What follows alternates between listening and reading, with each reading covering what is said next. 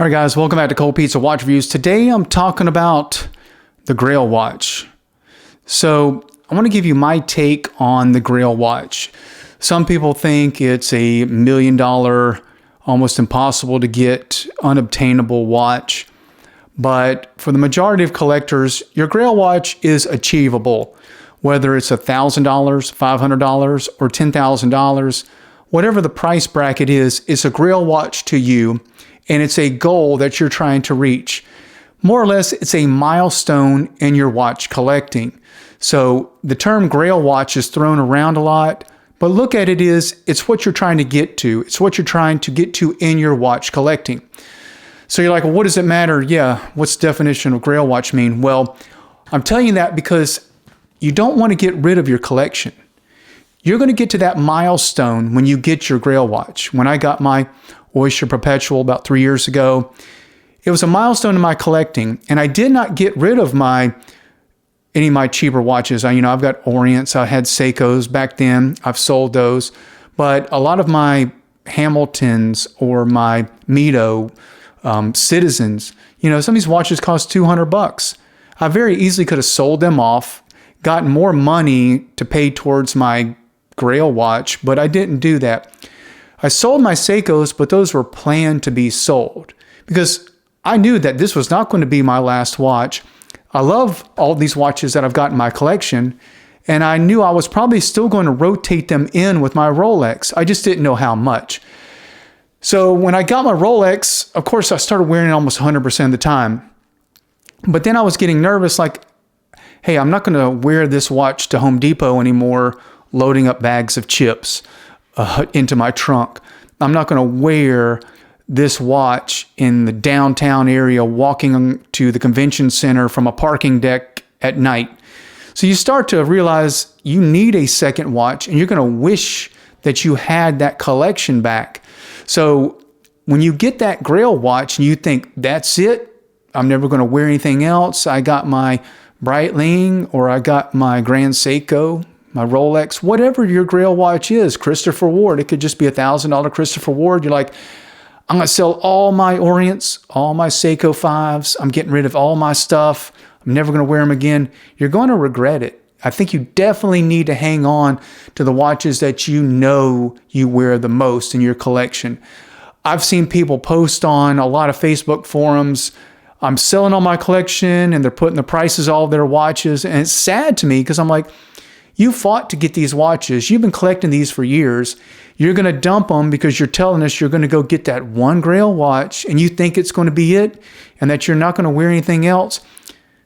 As much as I love this Rolex, I still like putting on a $200 Seiko diver. I've got an Orient Star. I love that watch. My wife gave it to me. I've got a Hamilton Khaki Pilot Pioneer. It's a birth year watch, basically, because that's when that watch came out. I love wearing it. So some of these watches, you're going to miss that you had them. I mean, my two SKXs, those are basically, I bought those because I knew Seiko was getting rid of them. And I've gotten rid of some other watches that I just wasn't wearing. I didn't like them. But the majority of the watches that I kept, I still wear to this day. I rotate them in and out of my daily routine. And my advice to you is don't get rid of them yet. Wait and see what you're not wearing. If you're one of those people, you're like, I'm never going to take off my Grail watch. I got my Submariner, and I'm never going to wear anything else.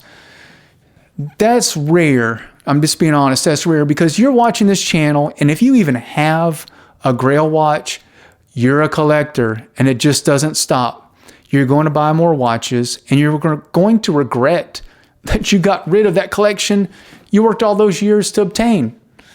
And you're going to buy more watches. So a lot of people that think, that's it, I'm just going to wear it, I'm going to wear my Rolex for the rest of my life. No, you're not. You're going to buy another watch. It's because you're a collector. You love the hobby. You're not just going to stop. And you're going to hate that you got rid of your collection just to buy it. If you have no other alternative, you're like, look, I got to sell my collection. There's no other way. I don't have the money. I get it. I'm not telling you not to, and don't fuss at me in the comments and say, hey, we don't all have a bunch of money to go buy our Grail watch. What are we supposed to do? That I understand, and I would probably do the same thing because you do want that watch. If that's your last-ditch effort, fine. You're going to wind up buying more in the future, and if you had to cash out to do that, make it the last resort. I'm just telling you, and I'm not saying don't do it if you're going to wait till you're 90 years old to get your Grail watch because you hung onto your collection for obvious reasons. Yeah, you're going to sell it to get the Grail watch. But in my opinion, try to hold on to at least as many pieces that you can without going bankrupt to buy the watch, without selling your whole collection. That's just my advice to you. I'd love to hear in the comments below, did you sell a watch to get the purported Grail watch and you regretted it? Did you sell your whole collection and you're like, man, I wish I would have kept some of these? Tell me about it. I have regrets. Although I didn't sell my collection when I got my Rolex, I've sold a lot of watches that I wish I had. So I'm not sitting here saying I'm Mr. Perfect. There's watches that I sold. I feel stupid for selling them. But over the years, what are you going to do? You make a bad decision. But I knew this time around I wasn't going to dump these watches that I worked hard to get. So leave your comments below. And as always, appreciate you tuning in to Cold Pizza Watch Reviews.